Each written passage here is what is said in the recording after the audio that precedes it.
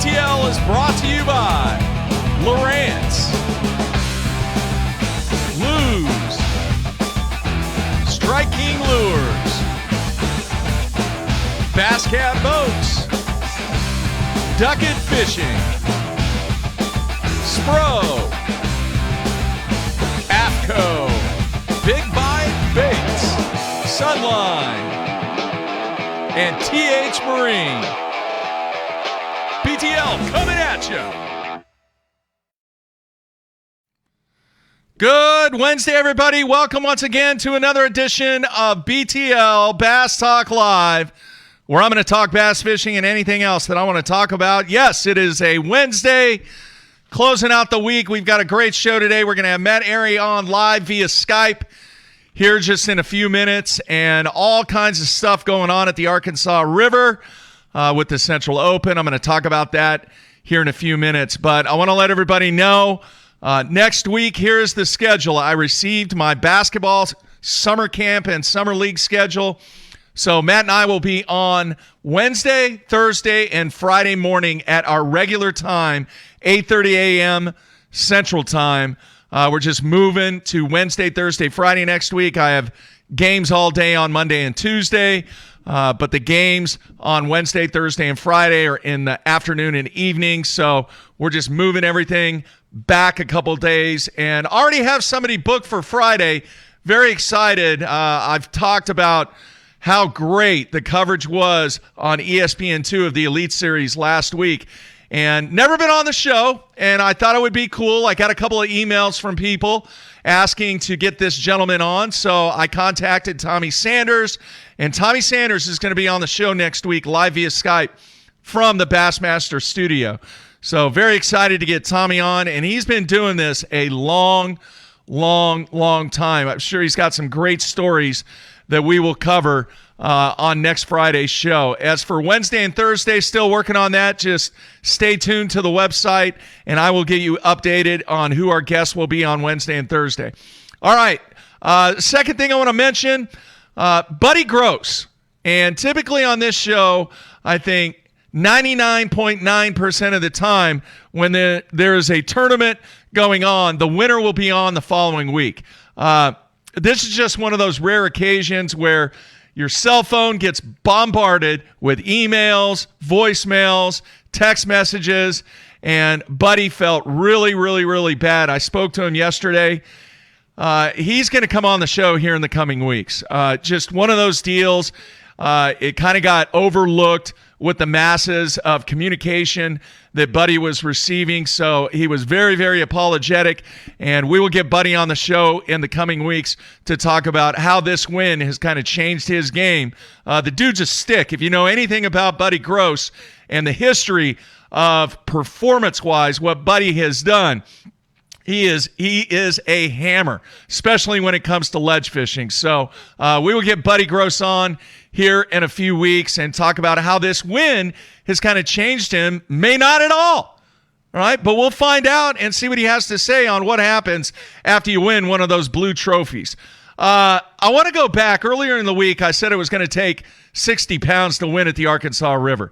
I was out of my mind. You know why I was out of my mind to say that? Because I just found out here last night that the flights for this Open, the first weigh-in is going to take place at 1 p.m. They're going to weigh in from 1 p.m. to 5 p.m., and that is going to drastically change potentially some of the strategy that's taking place this week on the Arkansas River. The lock schedule on Thursday, the first day of the tournament, they're not going to open the lock up if they're locking down into Kerr until a little bit after 7:30. So they're launching at 6. What do? Do you race down there and get in line so you don't get shut out of the lock in case there's 50, 60 guys getting ready to lock through down to Kerr? Or do you put together a plan because you're only going to have about an hour and a half to fish because they're going to open the lock back up just a little bit after 11 o'clock on Thursday? Now, I don't know the exact times. Those are just generalizations on what guys have told me about communications that they've had with people, the lockmaster, and I mean, he's the dude that controls the whole thing, but basically the barge traffic controls everything on that waterway system. So strategy, I am totally intrigued by what's going to go down at the Arkansas River. I know Scott Martin has posted multiple photos of 3 and 4 pounders, but we'll see. 60 pounds, I don't think so. With this factor into play, and I know they're going to flip on day 2. So if you get a 1 o'clock weigh-in time, you're going to get a 5 o'clock weigh-in time on day 2. But is the lock schedule going to be the same? So what happens on Thursday may or may not happen on Friday. There are so many wild cards that can take place in this tournament. I'm just so interested in seeing what happens with this Open. Besides, the field is stacked. This is one of the biggest stacked number of fields, and there's been a lot of pressure on this waterway system. A lot of what I call practice pressure. So 60 pounds, no way. After speaking to two guys that are absolute sticks on the river, I said what it's going to take. The number I got from them, between 48 and 49 pounds. So that's kind of what I'm running with. It's not going to be as heavy as I thought. Now, if they had a long period of time to fish, that's going to drastically change that number. But the variables that are being thrown out there for these guys with the weigh-in times and the lock schedules, I'm thinking 48, 49 is dead on. And those two guys definitely would know a heck of a lot more than me because, number one, they're hammers on this body of water. And number two, they've been out there for just a few days, seeing what's going on the Arkansas River. So 48 pounds is my prediction, and we'll see what happens. But they're going to have live coverage on the final day, too, on Bassmaster.com. So there are some pockets on the river. Cell service is very, very sketchy. So I will be interested to see how that's going to work out, too. All right. Hopefully everything's working now, folks. What we're going to do, we're going to take a break, and then we will come back with our special guest, Matt Arey, here on a Wednesday, closing out the week. Everybody, stay tuned.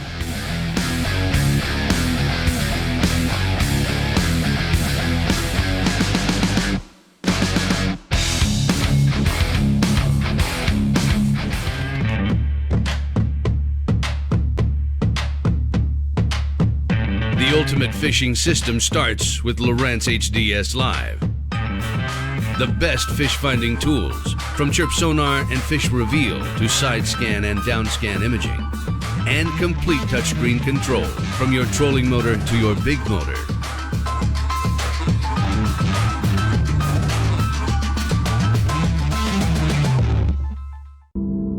Yeah, you care about gear ratios, inches per turn, and ball bearings, but most importantly, you want reliability and dependability in the equipment you use.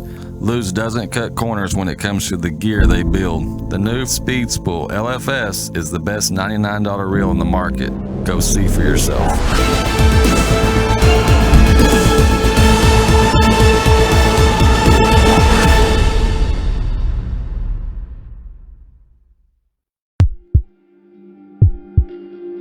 We've paired one of the most iconic hulls in the history of bass boats with a proven lineup of trusted accessories. We're bringing you best-in-class value and performance, leaving others in your wake.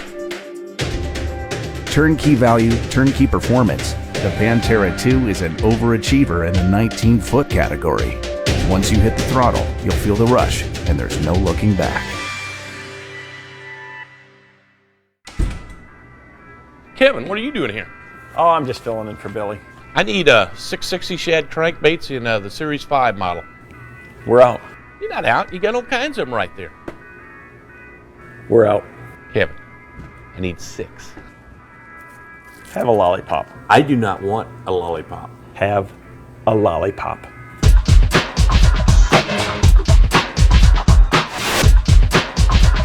Do you have it in sexy shad color? At Duckett Fishing, we have assembled the top pros in the country to help us design rods to give you a competitive advantage. Castability, strength, durability, action, sensitivity, weight and balance, and consistency.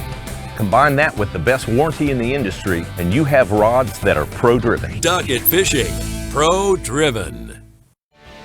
Hey everybody, Tide Faircloth here. Want to show you one of my favorite braided lines, SX1 30-pound Sunline braid. I use this braided line for a couple of different applications, and one of my favorites to use for this line is a swim jig. Casts great, and it's small diameter, and just works really great on a swim jig. Another technique I like to use for 30-pound SX1 Sunline braid is whenever I'm flipping like a light, say an 1/8 to a 1/4 ounce weight in grass, small diameter, I don't lose much action on my worm, just works great in those scenarios. So if you're looking for a braided line for a swim jig or fishing a light Texas rig, check out Sunline's SX1 30-pound braid.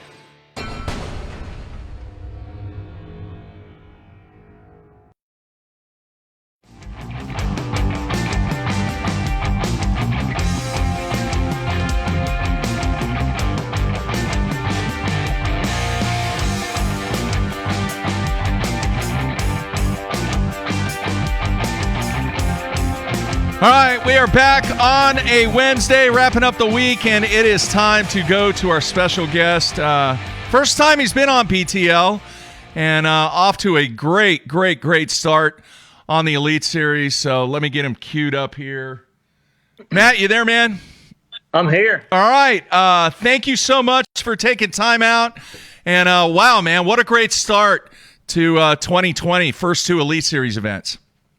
Yeah, I can't complain, man. Historically, Florida for me has been kind of a nemesis of mine, and it's either been really good or really bad down there. When I say really bad, I mean when I was over with FLW, I had some of the worst finishes of my career down there. I mean in the 120s and 130s and a couple of them, and you know I think I was trying to make Florida. You know, Florida is kind of so simple it's hard, I guess you could say. It's just one of those states that. You know, I try to apply other things that work throughout the Southeast, whether it's pattern fishing and trying to be as versatile as I can. And I like to run out deep and catch one in 20 foot and then run up shallow and catch one in a foot of water. And you just can't do that in Florida. You've got to find an area that's got fish, and you've got to be patient. And typically there's only 3 or 4 or 5 techniques that dominate down there. And, you know, I think I was just a little hard-headed over the years. But last couple of years at St. John's, which St. John's sets up a little different. We were able to start off with a really good finish down there, you know, and anytime you can get out of Florida with a good finish, especially a top 10, that's a great start of the year. All right, very nice. I have so much I want to talk to you about. I want to go back in history a little bit first. Many people, they know that you started out on the FLW Tour, but I don't think a lot of people realize, dude, you were really close to the $1 million mark in earnings on FLW. But I want to go back. You actually won the FLW Cup as a co-angler, and then you turned pro that next year, and you finished 147th in the points that first year that you turned pro. What do you remember from that? And is there anything? There's got to be something that you learned, and you could tell the fans from that transition, going from the back of the boat to the front of the boat. Yeah, absolutely. And you know, myself. Bryan Thrift, Andy Montgomery, we were all traveling together those couple years on FLW fishing as a co-angler. And, you know, the co-angler experience was really priceless, and priceless from the aspect of, you know, all 3 of us had the intentions of hopefully pursuing a successful career in professional bass fishing. And fortunately, we've all been able to do that. But, you know, fishing as a co-angler, I think a lot of guys, especially, you know, in the back of the boat, they get the wrong impression of, you know, they're going out there and they're trying to win the tournament and blah, blah, blah, blah, blah. But being a co-angler is really an eye-opening experience to not just be able to see how the pros make adjustments on the fly, but to be able to visit different bodies of water. And, you know, when I first started in 2005 as a co-angler with FLW, and I went to Okeechobee, I mean, I was by myself, took off in my Toyota, my little Toyota pickup, and took off down there and fished my first event, and didn't know a soul. And never been to Florida, never fished any lake in Florida. So obviously, you know, that was a big change, and it was really an eye-opening experience, especially going to Florida. I'm trying to think some of the other fisheries I went to that year that I'd never been to. Kentucky Lake, which was a ledge fest. I didn't even know what ledge fishing was in 05. I'd heard about it, but I didn't even know what it was. And you know, when I made the transition in 07, really the only reason I did that is because I had come off a cup win as a co-angler in '06, and that was down at Logan Martin Lake. And I got a sponsor opportunity, a title sponsor opportunity with Anderson Hardwood Floors at the time, to come on board as a title sponsor, and that really triggered me to go ahead and jump in the front of the boat. Now, was I ready physically? Yeah. But what I wasn't ready for was the mental aspect of the game. And that was the number one lesson that I learned that first year. You came out the first couple tournaments and had, for my rookie year, had a couple okay finishes. I cashed checks in the first two events. Not big checks, but, we were still sitting okay in the points. And the third event we rolled into was at Lake Norman, which is considered one of my home lakes. And I actually, the first day of the tournament, I went out, caught a couple keepers early, and then I had engine problems. I had to go in. I had to borrow a boat. I had to get towed in, and luckily my parents were out there in the pontoon, and they actually were trying to follow me around best they could, and my wife, and they actually towed me in, and I ended up losing about 4 to 5 hours of fishing time the first day of the tournament. Well, I just didn't mentally recover from that the second day, and that's my own fault, nobody else's, and I ended up having to this day, still one of the worst finishes of my professional career at my home lake, the third event, my rookie season. And from there, it just kind of spiraled. It just it was bad. The rest of the year was bad. I never got my head right. Obviously I had a lot to learn from that side of things. And that's what I took moving forward from my rookie year is really being able to understand how to recover mentally and just keep a clear mind, keep an open mind, no matter what happens out there on the water. You lose a 6-pounder, your engine blows up, you got electronics failures, whatever it may be. Just stay positive, keep a positive attitude. And you hear that from guys all the time, and obviously that's easier said than done. But that is probably one of the most important things in professional bass fishing, because you're going to have a lot of ups and downs. All right, good stuff there. All right, I want to know, what is the deal with you and Beaver Lake? I wish I could answer that because, and unfortunately, I may never get to go back to Beaver again, So the whole Walmart relationship, when that fizzled out, had a lot to do with the reason FLW visited Beaver on a regular basis. And, I'm a fan of all the Ozark lakes. I love them because of the diversity they offer. Beaver was one of those fisheries that was a great pattern lake. And pattern fishing is one of my favorite things to do. And Beaver, you could run up the river 5, 6, 7 miles, find some shallow, dirty water to flip or throw a spinnerbait in, and you could go to the other end and you could see a deep diving crankbait hitting the bottom in 18 foot of water, so, and then everything in between. Got a lot of natural shoreline, so it's an easy lake to read. And we were always there kind of during my favorite time of year, probably when I've won more money than any other time of the year during my career. And that's right around the pre-spawn, right through the immediate post-spawn. So there's a month or so there that's just my favorite time of year to be on the water. When did you realize, hey, I'm one of the better players in this game? Was it after those 2 wins on Beaver? Well, yeah, you said it.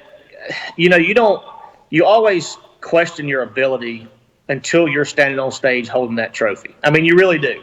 And when you actually have that trophy in your hands and you're standing up there and you're looking around the room at in that particular win, the first year at Beaver, I believe I had Mark Rose, Andy Morgan, David Dudley, Bryan Thrift. Those were the guys that I was competing against. And, of course, I've taken my fair amount of whippings from Bryan over the years locally and on the regional level. But I had my time. I had my moment, doggone it. And but Bryan, all those guys, man. And then your confidence level and your whole mindset shifts to not that, I'm better than those guys. It's just that, hey, I can do this.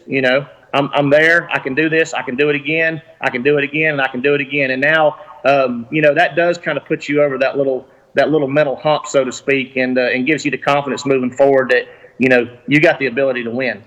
So can you tell me and the fans, are there any stories about just that incredible core of anglers in your area fishing maybe the Thursday night jackpot or maybe some local tournaments? Was there any trash talking going on? What's a memory from one of those local tournaments with some of the greatest anglers in the game? Well, I'd be lying if I said I didn't, kind of because of my scheduling, and I've got 2 little girls here. Very rarely do I fish any of the jackpot tournaments anymore, and I haven't done it in years. The biggest thing about this area is the diversity of the lakes. Obviously, number one, but number two, and Mark, I really don't have a trash talking story off the top of my head, but if you could just be a bug on the wall at one of those Lake Norman Monday nighters or whatever they are, they do them 2 or 3 days a week, I believe now. You've got some great sticks like Robbie Dye and Scott Hamrick and a lot of local anglers that are really good around here that talk. Hank Cherry, Hank's done his fair share of trash talking over the years too, but we all have. But it's almost like a fraternity around here. I mean, you got Todd Alton, Chris Bumgardner, Bryan Thrift, Andy Montgomery, Hank Cherry, Shane Lineberger. I mean, David Williams. You've got tons of really successful professional anglers that are from this, about a 35, 40-mile radius of where I'm sitting right now. Yeah. And we're all buddies, but they all do their fair share of trash talking for sure. I try not to run my mouth because the 1 second that I do, I'm gonna get my teeth kicked in. I know better than that. Well, in your younger years, though, didn't you compete in those small local tournaments that were around there? Yeah, we did. I started fishing in clubs when I was in high school, and I was kind of I was the kid that got to go around and fish with some of the older guys in the back of their boats and in the bass clubs. And then when I went to college, I graduated from NC State in 2003. Unfortunately, I missed out on the whole college fishing program. It actually started at NC State in 2004. So I was 1 year shy of getting to participate in the initial years of college fishing. And I don't know, that's probably a good thing. I don't know, I might still be in college if I'd been on the fishing team for that long. But when I came back, I started kind of dabbling in some BFLs. But one night tournament series that we fished for, Lord have mercy, since I was 16 or 17 years old is over here at just good old Moss Lake. And that's a lake that's right here. It's a Kings Mountain City Reservoir. Bryan Thrift and I fished quite a few tournaments out there together over the years. Andy Montgomery cut his teeth fishing tournaments there years ago. And it's a very interesting fishery. It's got spotted bass and largemouth. And, when I first started fishing those tournaments, man, I took a lot of whoopings. And some of those older guys out there they just beat us to a pulp every week, week in and week out. And then obviously, I was super competitive. So was Brian. So was Andy. And as the years progressed, we started getting a little bit better. But that's a type of lake that really makes you a better angler because the way that lake sets up, it's only a couple thousand acres, and it has there's just a spillway down at the bottom. There's a little dam, and there's hardly ever any current. The fish, it's almost like a giant farm pond that gets a ton of pressure. Wow. There's very little current. The fish roam around all the time, so you've got to be extremely versatile and figure out a lot of different ways to catch not only fish when they're up on the bank or under docks, but when they're out suspended over deep water. And that's definitely a lake that's helped hone our skills throughout the years and made us better anglers. All right, man. You've been one of the more successful anglers from a business standpoint. You had multiple oil companies, and I know people out there, they recognize the yellow brand, they recognize the green brand, but it was the same company. How much fun and how cool was it to have that type of representation when you were trying to earn a living fishing? Well, I think from a business standpoint, what you got to understand is the value that those brands bring to your brand. When you get associated with a brand like Pennzoil or Quaker State or Shell is the parent company of all those brands. Rotella, which is, excuse me, that's what Jimmy Houston, who was one of our teammates with Canterbury and I when we were on the Quaker State team together. We all started out representing the Quaker State brand, but then we kind of split up. I did the Pennzoil Marine deal, Jimmy did the Rotella deal, and Scott stayed with the Quaker State brand. They just wanted to diversify a little bit more across all the different brands. And the Pennzoil Marine was a perfect fit for our industry at the time, too. But it's what it does from a branding standpoint is the exposure. I mean, you can't even fathom the exposure that a company like Shell or Toyota, for instance, now can bring to your personal brand. And that right there in itself is kind of priceless. It truly is. And I,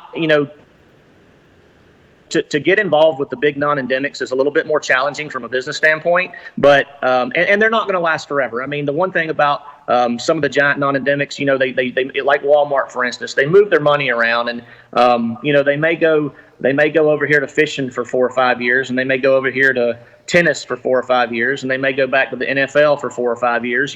So they're trying to reach a target consumer at certain times for certain reasons, and when they feel like they get their money's worth, they may venture out somewhere else. That relationship didn't fizzle out because we weren't doing our job or things like that. It's just they decided to take that budget elsewhere, and that happens with a lot of non-endemics. But those relationships, from a brand building standpoint, especially your personal brand, can truly be priceless in this industry. All right, let's talk, and I want to let the fans know we're eventually going to get to fishing and Lake Eufaula and all that and everything. But with this being the first time that you're on the show, I think it's important to kind of give people a background on so much of your career and so much of the success that you've had in your career. All right, now you are involved with the Toyota team. How did that come about, and what has that been like so far?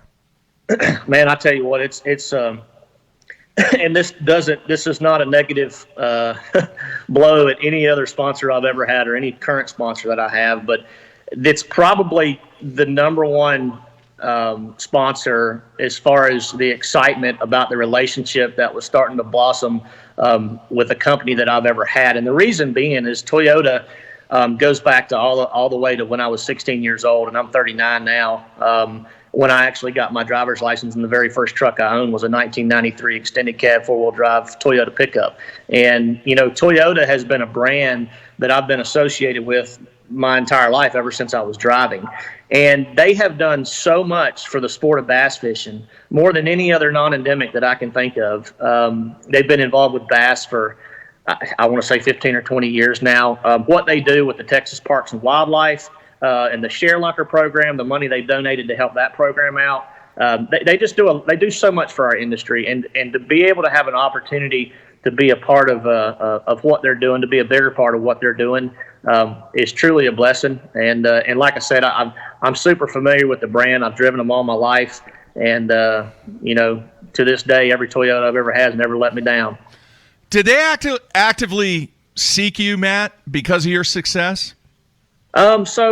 When I came over, I had a little bit of a relationship with some of the guys at Dynamic that handled some of the Lear stuff, and of course they do a lot of the Toyota team stuff. They handle that, and when I was over at FLW, I had done some stuff with some of those guys through the Lear Cover Cash program, and so I already had a few of those relationships in place when I made the transition from FLW to Bass. But when I came over, me always being a very loyal Toyota person anyway, and they knew how passionate I was about the brand. It just ended up being a good fit, and I started building on that relationship when I headed over, and I knew the Pennzoil Marine deal wasn't going to last forever.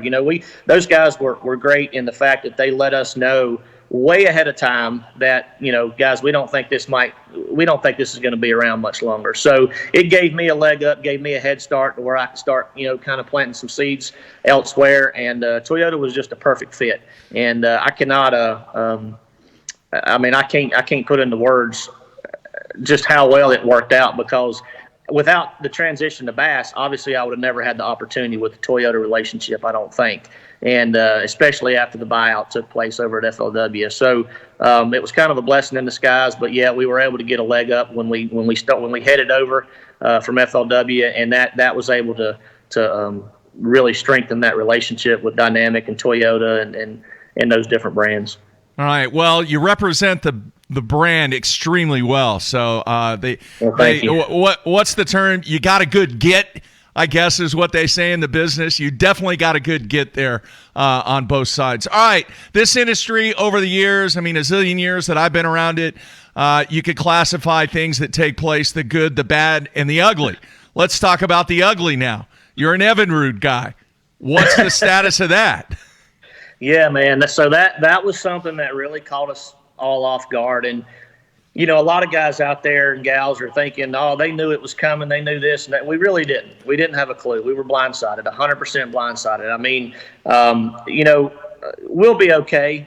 The professional anglers that I've talked to, there's 7 or 8 of us on the elites. I think there's about a dozen or so guys on MLF that were Evinrude fellows or Evinrude guys. And, we'll be okay. I feel a lot worse for the 650 people that lost their jobs with Evinrude and really didn't know it was coming. I mean, they VRP did kind of blindside everybody. And, that's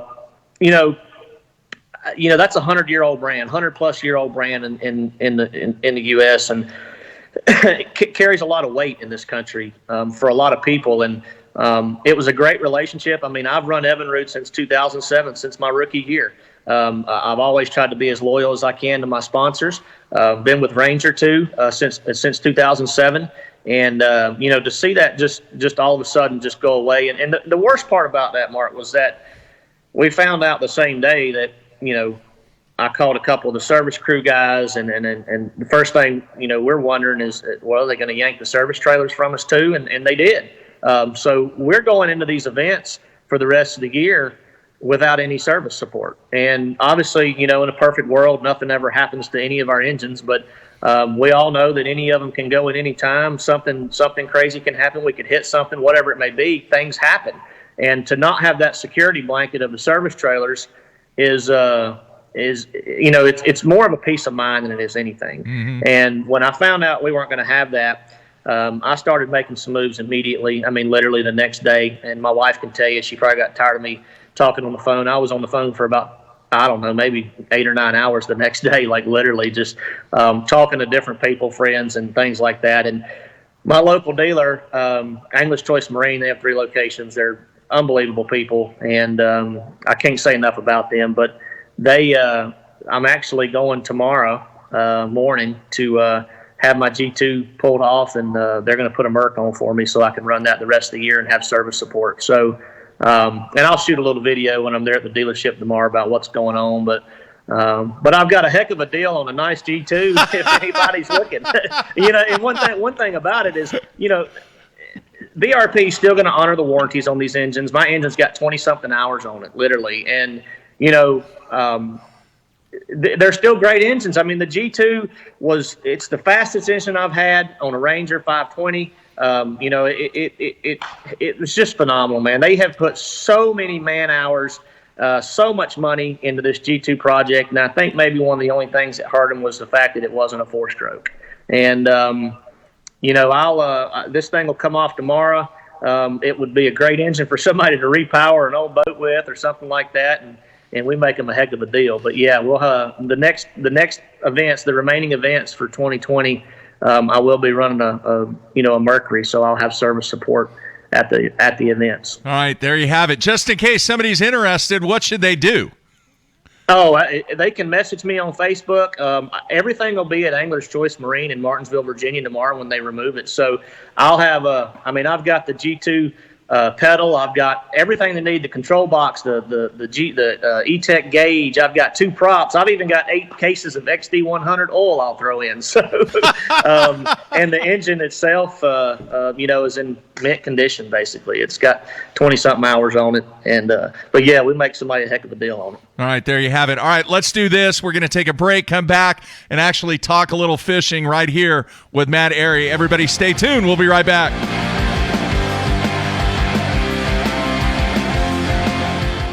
Let's face it, fishing electronics are no longer an afterthought. They've become a necessity. And at the Bass Tank, our experts match you with the right electronics, provide professional installation, and educate you to help maximize your catching results while providing support along the way. Because let's be honest, it's about catching, not just fishing. And when you're ready for better results, join the Bass Tank team. Visit us today on Facebook or go to thebasstank.com. Blue Water by TH Marine, offering LED lighting solutions for your boat, trailer, truck, ATV, and so much more. Engineered and built to be rugged with waterproof and submersible options. Designed for easy installation, Blue Water is available in a variety of colors and styles.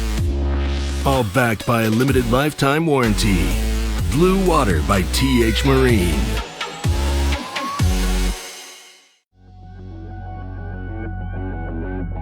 The name SPRO says it all. SPRO stands for Sports Professionals. When you look at the pro staff that Spro has brought on board over the past 15 years, it's been pretty incredible. I mean, one got it just then. From the development of the rock crawler to the McStick, from the Fat Papa to the Little John series, when you tie a Spro bait on, you know it's been designed by a professional to get the job done. As a professional angler, you've got so many things on your mind. Any advantage that we have is key. And not only rods and reels and lines and baits, but in our clothes. And the guys at AFCO, I mean, they have something for every situation. There's nothing AFCO hasn't thought about with the fishermen in mind. It's designed for fishermen, by fishermen, for every scenario you can come to. Any fish, any water, any condition, AFCO has you covered. All of us on the Pro Tournament Trail use Gamakatsu hooks. Why? Because they are absolutely the best. It's not about how many bites you get. It's how many you put in the boat. Gamakatsu makes hooks for every fishing style. We didn't come this far to lose fish. Did you? For more information, visit gamakatsu.com.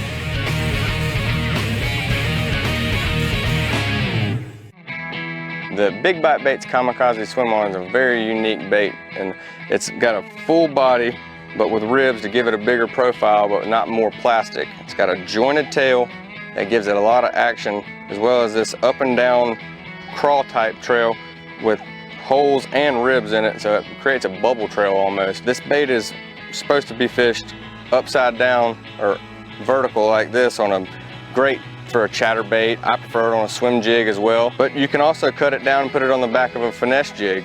You know, flip it around for some spotted bass or flipping docks. Anytime you want a small, compact, you know, little trailer for it, this is great for it. So check out the full lineup of swim-ons at bigbitebaits.com.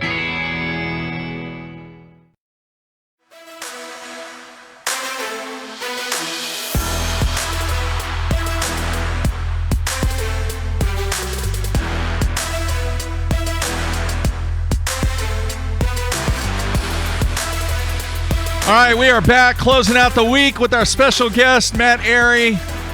And, Matt, let's talk a little fishing. I know we spent quite a bit of time yesterday talking to Brandon Cobb about his success on Eufaula, but kind of what was your strategy going into it, and kind of tell the fans how everything played out? Well, you know, honestly, I mean, it was my mindset going down there was I was going to fish deep 100% of the time. And when we got there, you know, after the Toyota Series guys had beat that lake to death the week before and caught the fire out of them, and you know, all the publicity, all the media was talking about the deep bite and how good it was. I noticed there was a couple things going on. So one thing was we were coming off of a full moon. There's a lot of brim, bluegill up shallow, and then there was a mayfly hatch during the Toyota Series also. And anytime that happens this time of year, you're always going to have some big fish up shallow.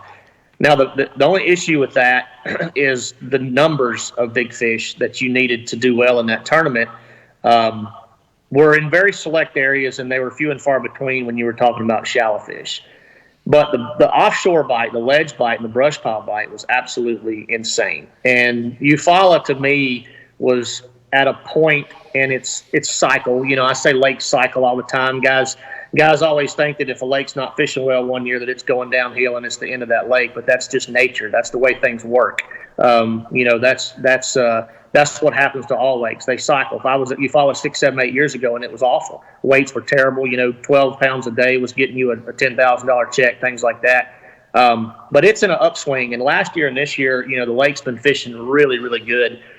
And my intentions were to fish deep. And, you know, the first day of practice, I went down to the lower half of the lake, and I graphed, you know, most of the day, and, you know, located as many. I didn't really want to get into the ledge game. And the only reason is, to me, Eufaula seems to fish a little bit smaller from a ledge school standpoint than like your Kentucky Lakes and Pickwicks and Chick places. And I knew that a lot of those big schools had been beat up really, really hard the previous week. So my intentions were to go down there and find as many off the wall type brush piles as I could. And I looked in really oddball places, maybe way back in a creek or out in the middle of the lake and, you know, on a big flat or whatever it may be. Just try to get away from the crowds, and I ended up marking 25 or 30 brush piles the first day of that event. And I made enough casts to know that thought I could catch a mid to upper teens bag running brush. That night, I looked at the water level, and it had already come up since the Toyota Series tournament ended. And I hadn't looked at it yet. I should have. But it had come up like 6 or 7 inches our first day of practice since the end of the Toyota Series event. So the second day, I said, well, let's go. When you see Lake Eufaula, man, the first thing, you drive over it a couple times, you're like, oh, my gosh. You're drooling because you're seeing willow grass, lily pads, docks, gator grass, hyacinth mats. It will draw a man to the bank, regardless if there's a bass there or not. You're going to think you're going to catch one on every single cast because it's so beautiful. But that will bite you, and I found that out in the past. So the second day with the water coming up and the mayflies and the bluegill, I wanted to go shallow and explore a little bit. And that opened my eyes to an opportunity that started to develop more and more later in the week, that there were some really big fish up shallow. And I had an opportunity on the second day of practice to have, a 20-pound bag roughly. And I caught a 6-pounder, and I saw a couple more, 4 to 5 pounders, and shook off a couple. And it wasn't easy by no means. You weren't getting 25, 30 bites shallow, but you could grind out 10 or 12 bites and have the potential in a really, really big bag. So I said, you know what? I'm still thinking in the back of my mind that if the water falls, this is going to go away. I've got to have a plan B. And that was the brush piles for me, was my plan B. But going into the first day tournament, I'm thinking, man, I can really grind out some bites shallow, have a big first day, and then fall back on my brush piles, the second day if needed to, the third day if we made it, whatever. But what happened is the water kept coming up the whole week. So some of these places that I honestly didn't think would replenish, another fish or two would show up every day, shallow. And that kept me drawn to the bank probably a little bit more than it should, and probably what kept me from having an opportunity to win. But the first day of the tournament, when I weighed in, I think I had 20 pounds, 6 ounces. All those fish came shallow the first day. And I had an opportunity. I literally had an opportunity that day in a mega bag, like 25 to 27 pounds. And it was one of those days that it opened my eyes again to say, man, maybe this shallow bite, we can stretch it out a little bit more. So the second day we went back shallow. We bounced back and forth shallow to deep the second day a little bit more because I wanted to keep the brush pile deal honest. I knew I could get some bites. I just didn't know how much quality I could catch out of them. I know there's a lot of 3-pounders out there, but I hadn't caught a great big one out there yet, like a 5 to 6, 7-pounder. Those bites had come shallow for me. So the second day I bounced around deep to shallow, and I think I weighed in 3 fish deep the second day, but I weighed in a 6.5 the second day, and it came shallow. So it was going into day 3. I just stuck with my guns and bounced around back and forth.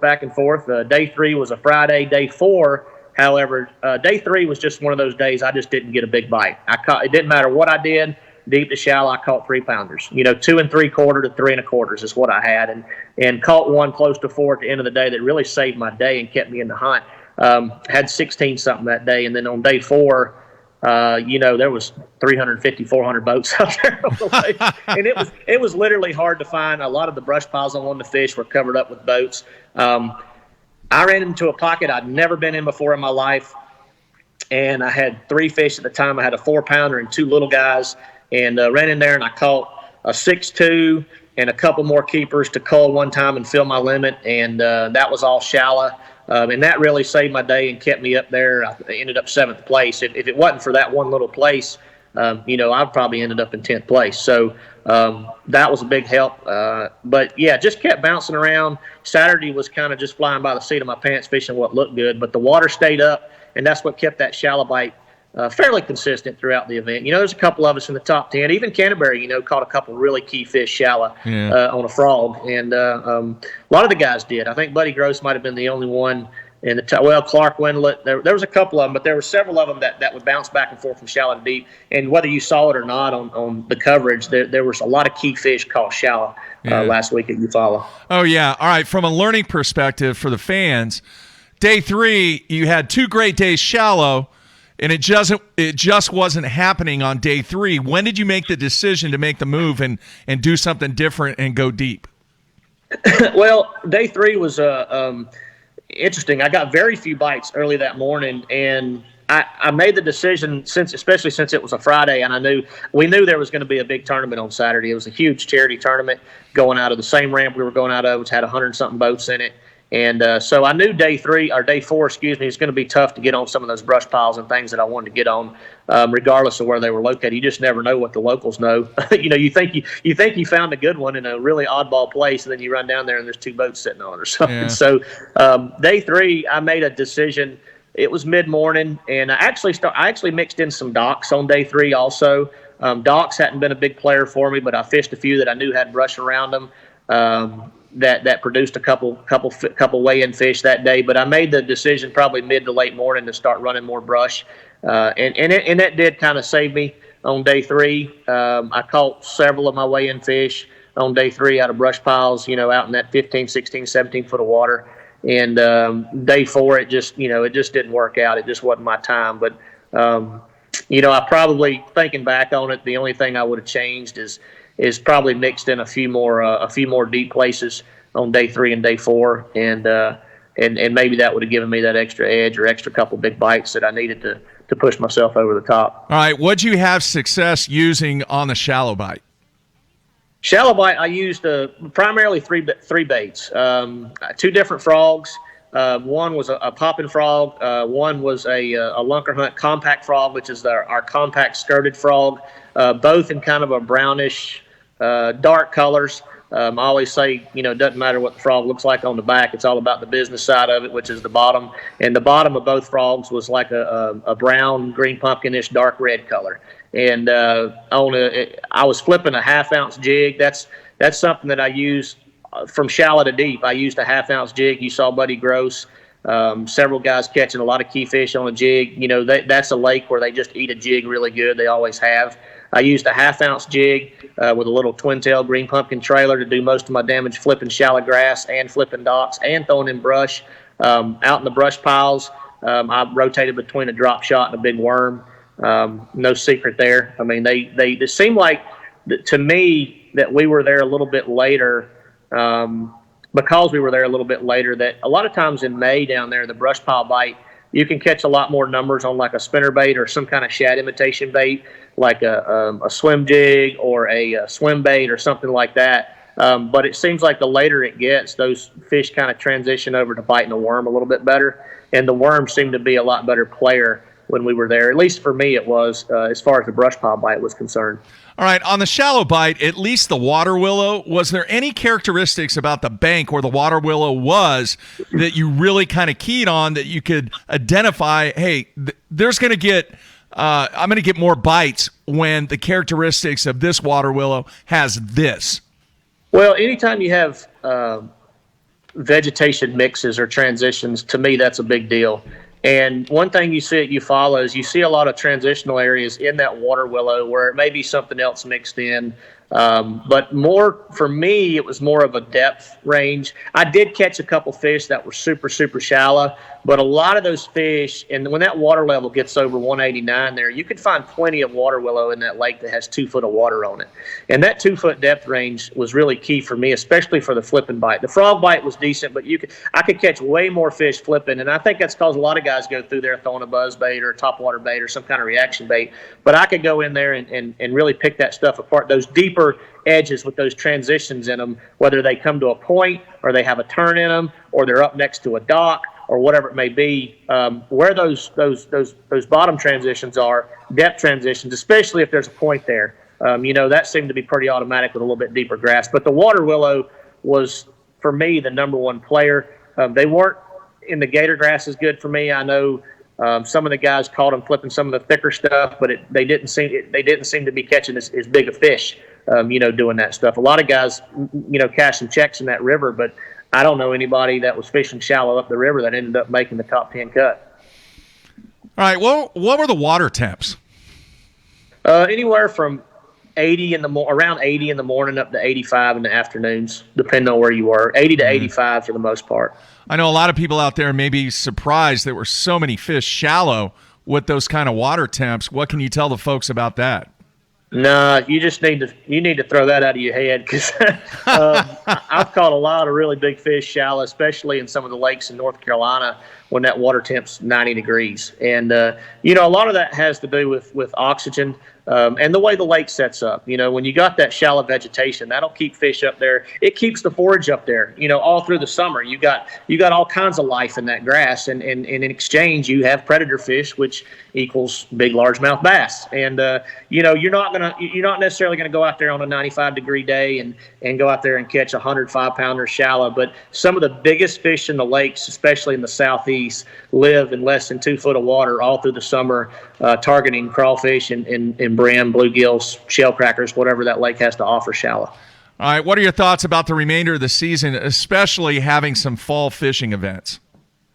Well, I'm a big deer hunter, so no, I'm just very, very, very excited that Bass was able to, and I know it was a headache for them. I can only imagine the logistics behind the rescheduling and all. And I'm just excited we get to fish a full season, man, because the way 2020's gone, we were all questioning whether we were going to be able to even get back out there at all. So it's going to be interesting. It's going to be a lot of fun for the fans, because very rarely, and it's been a long time since, the Bass Elites have fished a fall schedule. And to see those transitions take place in September, October, November, when we're going to be doing a lot of our fishing, is going to be very entertaining, because you're going to get to see these guys make some of the biggest adjustments you've ever seen them make. I mean, this October to me is a month where you can go out there with 30 rods on your deck and maybe get one bite on each of your rods on your deck. I mean, literally, you can catch one in a foot of water. You might catch one in 30 foot of water. You might catch one in 10, and you might catch them on 12 different baits. And it's an interesting time of year. And I'm excited because it's going to be challenging. I mean, we have a couple lakes in October, Santee Cooper being one. Santee is a lake that is really, really, really good for like 3 months out of the year. And then the rest of the year, it's tough. October, no different. It's going to be tough. And that's going to be a very interesting one to watch.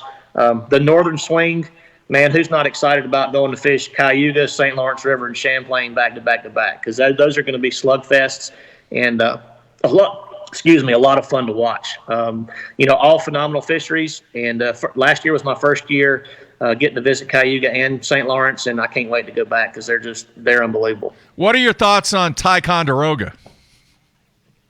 No, I just put a big old X on it before I ever go up there. I have never. So the very first time I ever went to Champlain, and people, guys call me. They pick on me sometimes. My peers out here on the tour, they say you're too conservative, this, that, and the other. But my goal coming into a professional career was to be anytime I can take an uncontrollable variable out, I take it out. Because my goal is to make championships. If I win tournaments along the way, awesome. But if I make every championship every year, even better. I want an opportunity to win the biggest title there is on that tour that I'm fishing. And we fished our first Bassmaster Classic last year, and obviously I want to make everyone from here to the end of my career. But Ticonderoga, there's too many uncontrollables. And the wind on Champlain, the weather on Champlain, I don't care what the weathermen tell you, you know just as well as I do. They're wrong half the time. And, I've seen guys' engines fall off. I can usually play my cards a little bit more conservatively there. I've stayed up north in about every tournament I've ever fished there. I've never had an opportunity to win, but I've come away with great points and a good solid check each time. So you will not see that Toyota Rat Ranger in Ticonderoga, I can promise you. And if it's down there, that's not good. So I don't plan on being in Ticonderoga. All right, that's an interesting strategy. I don't think we've ever had anybody on the show that kind of laid out what their strategy is in that manner. So I'm intrigued by that, Matt. Well, some people call it, I know guys, look, we all try to win, okay? But like I said, my goal is to make a living doing what I love. And if I go out there and run 65 miles down the Ticonderoga, not only does it cut into my fishing time, but it adds a lot of other variables in there, like getting your boat back. And for my sponsors, for my family, for my career success, the way I view it is if I can go out there and I can cash a good solid check without running 65 miles and putting myself in any harm's way, then that's what I'm going to do, whether I have the opportunity to win or not. Because some tournaments, I've learned over my career, you do kind of have to lay up. I mean, whether you like it or not, sometimes that is just the smarter option. And I've seen guys go the opposite route, and then they paid the ultimate price. They finished dead last because they broke down and they didn't make it in, or wind wouldn't allow them to make it in, or they killed all their fish, riding back 65 miles in 4-footers or whatever it may be. I've seen it cost guys way too much in their career in order to risk that. And I mean, our tournament could very well be won down in Ticonderoga, but you won't see me down there. There's a guy here in Oklahoma. He hasn't fished a professional tournament in a long time, and I just remembered this as you were explaining that. He called it small ball. He goes, I'd rather go out and hit singles and win the game, all right, the ultimate goal of making it to the championship, rather than go out and try and hit the home run, because most of the time you're going to strike out. Yeah, that makes me think of Moneyball, the movie. Yeah. And that's, to me, that's the way I like to play this game. And I've been fortunate to have a couple tour level wins, and I had an opportunity here on the Elites last year at Gunnersville, and things just didn't work out. But if you keep playing small ball, the wins will come, and the championships will always come if you're smart about it and you play the game the right way. Yeah. But as good as these guys are, if you go out there in one event and you completely bomb that tournament, and I mean bomb, like don't make it back to weigh-in, and you finish dead last, that's a big hole to climb out of against these guys. All right, good point. All right, you're very active in the social media perspective. More importantly, you're active in the podcasting world. And what you've been doing with LTF, very, very cool. How did you get into that, and kind of where are you wanting to take that to? Yeah, man. I'm, Mark, of course, I've always been a fan of y'all's show, and y'all are kind of the OG of the whole deal. And it's something that Bryan Thrift and myself kind of hosted together. And Let's Talk Fish was the brainchild of a guy named Jeff Walsh, who's a good friend of mine who lives here locally. And I didn't know Jeff very well at the time, but he asked me if, hey, man, he just texted me out of the blue. And I had met him at a dinner one night, and he said, you want to go meet for breakfast one day? I got an idea. And this was a couple years ago. And I said, sure, absolutely. So we went up here to the little Shelby Cafe here in town and got some breakfast. And he told me about it. And he had already had the name picked out, Let's Talk Fish, and said, man, we ought to do a live Facebook gig and have you and Bryan take advantage of the fact that you and Bryan live right here. You're close friends. We're 10 minutes apart. And it's something that Bryan and I mean, dude, it was just like it had been right over our head. The opportunity's always been there, but we didn't have the technology. Bryan and I are fishermen, for crying out loud. We're not very tech savvy like Jeff or yourself, and we just Jeff, without Jeff, the show wouldn't exist. So that's how it came about. And then but we wanted to do something where we engaged with the fans. And the great thing about our sport is you can get up close and personal with all these guys. And it's not like professional basketball or football, where it's really hard to get in touch with those guys or talk to them or ask them questions or whatever it may be. But the thing about our show is you can jump on live at 7 p.m. Tuesday nights when we have a show. And you can ask us questions, and we go over how we caught them in the tournaments, and we've got some stuff on the back end of that we've been working on that's going to allow people to access even more information. And we wanted to be educational and engaging, and that's what we've done with the show. And we unfortunately, because of our schedules, we can't do it on a regular basis. But our viewers and our fans are very understanding. They know that. But when we get back in town, we always have a lot to talk about, and it's never short of exciting. And having Thrift on the show, you never know what's going to come out of his mouth. So it's a lot of fun, man. We have a lot of fun with it. Have a lot of engagement from the followers and the fans, and we're very thankful for that. And it's been great for our brands and our sponsors too. It's just another platform for us to give exposure for the great companies that support us also. Yeah. Well, you guys do a great job. And is there something out there that the fans just don't know about Bryan Thrift that you could tell us? Man, well, I mean, not without him getting mad at me. Go ahead, man. I mean, other than let me show you something. Hold on one second. Okay. All right. That's a cool backdrop he has. This is a T-shirt we got, Bryan. I haven't given it to him yet. It's actually one of our fans sent it into the show, but I don't know if you can see that, but it Sun says drop? I need sun drop. Yeah. And it's got an empty gauge. So most people know that about Bryan, and that was actually a trivia question. We do a little trivia giveaway at the end of every show, and it was about how much sun drop on average does Bryan Thrift drink a week? And it ended up equaling to I want to say a 2 liter a day or Oh my something. gosh. So the dude, it may not be that much. It may not be quite, it was a lot, but Wow. I've never seen him. I've fished a lot of tournaments with him over the years here locally. And honestly, Mark, I've never seen him drink anything but sun drop. So I imagine if you cut that guy, he'd probably bleed chartreuse liquid out of his skin. But anyway, other than his addiction to sun drop, there's not a lot. Bryan's a pretty open guy. There's not a lot. I tell you one thing. Is his deer hunting prowess is interesting. If you get him on the show, you'll have to get him to tell you a few of the stories on how he's killed some of his biggest deer over the last few years. He's not one to go way down in the woods and climb a tree 25 foot with a bow and arrow. He's got a condo built that leans up against the back of his garage that's fully enclosed, that he hunts out of with his cargo shorts and his sun drop and his T-shirt, or I guess jacket if it's a little chilly. But he's killed most of his deer by sitting basically in his garage, the condo, and shooting him in the backyard. So it's interesting though. He built his house. We were joking when they built their house. It's been a couple years ago that they built it in like a deer vortex, and he literally did, because I think he was in the main highway on where those bucks try to take those does during the rut, because he's killed several really, really nice deer from that condo I call it condo. It's his garage. Yeah. I need to send you a picture of it. Yeah.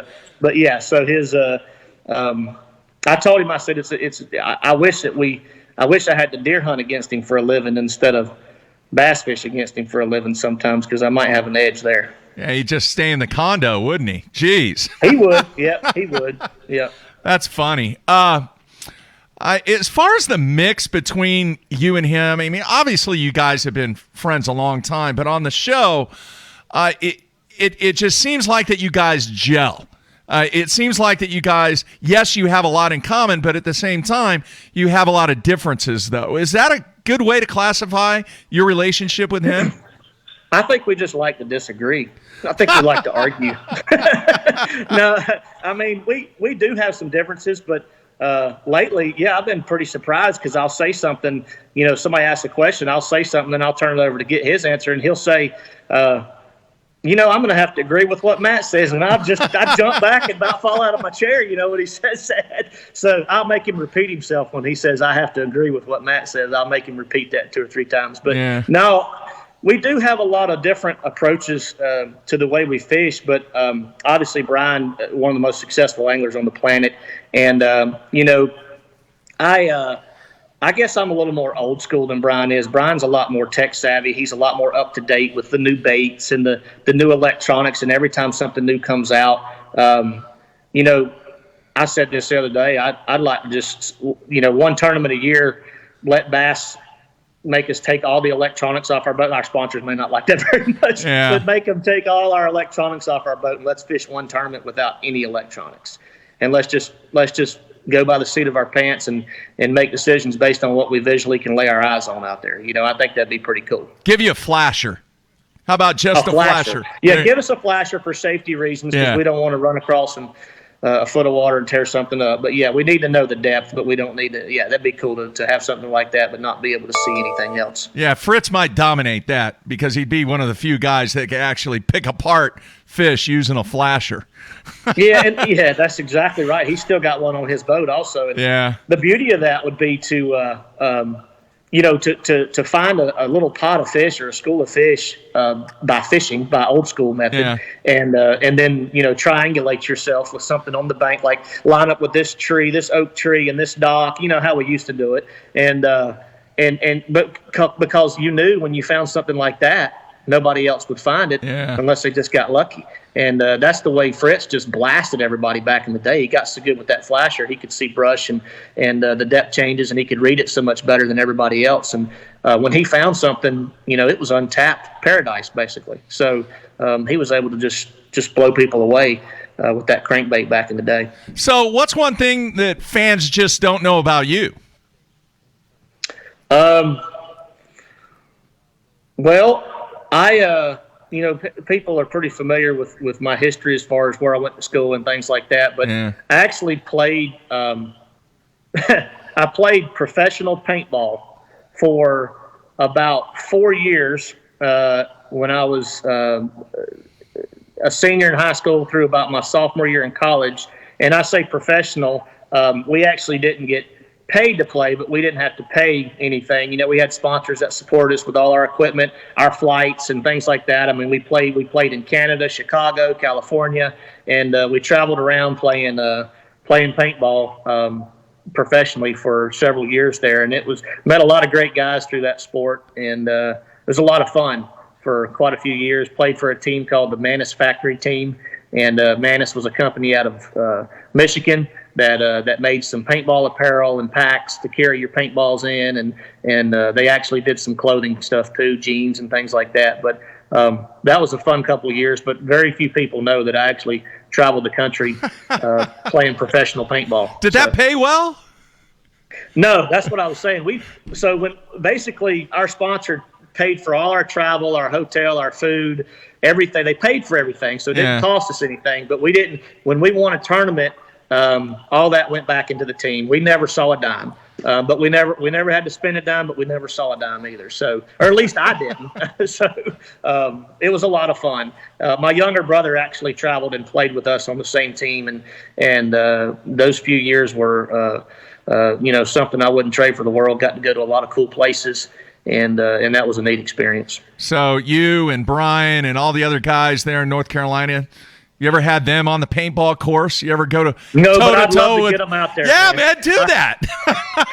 now, you might be onto something there. Yes, Mark. I could set them up, and I don't have my guns and stuff anymore. The stuff that we had it was crazy fast, but. I could set those. Get Hank and Thrift and Andy and a couple of those boys, and they want to keep talking smack, and we'll take it to the paintball field one day. That'd be a good way to get them. All right. Does Bryan know about this? Does he know that you did this? I honestly don't know if he does know that I ever did that. Get him out there. Get him out there and live stream the whole thing. That's we'll what have you need to to video do. That if I get him out there. Bryan Thrift and paintball. All right, I have to ask you this since you brought up the paintball. There's been a tactic over the years that when the spawn is going on, a lot of people will take paintball guns and they will shoot paintballs where the beds are rather than, sticking the stick in there or whatever. On the bank? On the bank. Very subtle color. Have you ever done that? I haven't done that, but that's a good idea. I've taken. I used to take little rocks back in the day and paint them, something that would stand out but not super bright, and actually drop them around the bed. But the problem with that is everybody sees them in the water and they look there. So the paintball deal. There you go. I appreciate the hot tip there, because that's something I'm gonna put in my back pocket. There you have it, man. You may have to scrounge up some of your gear. Yeah. All right. Man, we've went quite a long time. I want to get you back on the show, mainly because, Matt, we've had some issues with the instant feedback, and I know the fans have questions. With me flying solo, typically Matt would look at the instant feedback on YouTube, and I just can't do that flying solo. But I really, really appreciate you coming on the show, and hopefully the people know a little bit more about Matt Arey. The show that you have, please tell everybody Tuesday nights and give them the info on that to where they can check it out. Yeah, it's Tuesday night, 7 p.m. Eastern time. When we're in town, we usually announce that day on our social media pages that we're going to have a show. If you don't hear from us, that means we're not having a show. So but typically, if you follow Bryan or myself, if one of us has gone fishing, there probably won't be a show that week. It's Let's Talk Fish on Facebook. Let's Talk Fish Live. Also on Instagram. You follow us on those two platforms. We have a YouTube channel. It's Let's Talk Fish, where we archive our shows for people to watch that missed them. We had one last night, so if you missed that, it'll be on YouTube probably either today or tomorrow. But you can go back on the Facebook feed and also see our previous shows. But to engage, ask questions, be eligible for our giveaways, you do have to actually interact with the live show, which is on Tuesday nights at 7 p.m. Eastern Standard Time on our Facebook page. All right, great stuff, man. Toyota got a great angler to represent their brand. And thank you so much for taking time out, and best of luck to you the remainder of the season. Mark, thanks for having me, man. I really enjoyed it. All right, man. We'll get you back on soon. Sounds good. All right, take care. Bye-bye. All right, there you have it. Matt Arey. Really, really good stuff. And once again, folks, I really sincerely apologize for the instant feedback and not being able to have the feed on the main page. And the YouTube thing went out today, and I'm just not able to look at the comments and the questions that are on YouTube with me flying solo. So we will get that fixed. We're going to be back on Wednesday morning. Remember, next week, Wednesday, Thursday, Friday, no show on Monday or Tuesday. And hopefully Matt will have some great, great stories from his success on the Arkansas River at the Open. So great guests this week. I want to thank Jordan Lee, Brandon Cobb, and Matt Arey for guiding me through this week of flying by myself. So, folks, today I'm making the phone calls. I'm going to reach out to the two people that are going to participate in the Apex Games next Tuesday night, live, 7 o'clock, and then we'll have the 3 shows for the remainder of the week. But phone calls going out today. Hopefully you will receive a phone call and you will be a part of the Bass Apex Games next Tuesday night. All right. Thanks again to everybody for watching. That's it. I am out of here.